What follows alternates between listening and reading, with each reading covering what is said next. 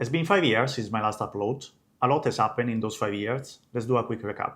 I worked as a researcher at the University of Cambridge, and then I joined Noah's Ark Lab with Huawei in London. For the last 2 years, I was working with Tools for Humanity on the World project. My last video was uploaded when I was a postdoc at the University of Edinburgh. During that time, I managed to get publication in top conferences. I got 2 spotlights, but that was not easy. What I've learned is that if you want to be at the top, you have to be ruthlessly focused. After Edinburgh, I joined the University of Cambridge. I was working in collaboration with Microsoft Research. I continue to publish in top conferences. And what I've learned during that time is that clarity beats cleverness. If your idea cannot be reproduced, then it doesn't matter how fancy it sounds. Then I've joined Huawei Noah's Ark Lab in London.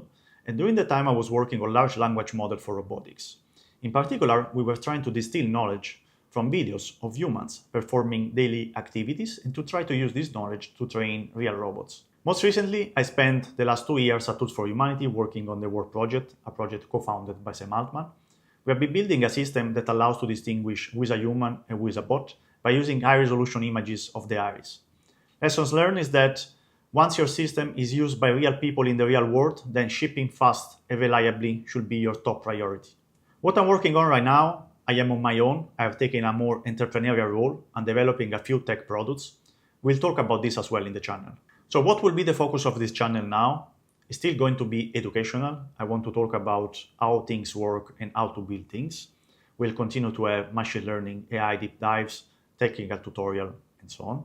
But at the same time, I also want to talk about how to leverage your technical skills to build products for the real world. You should also expect content on career advice.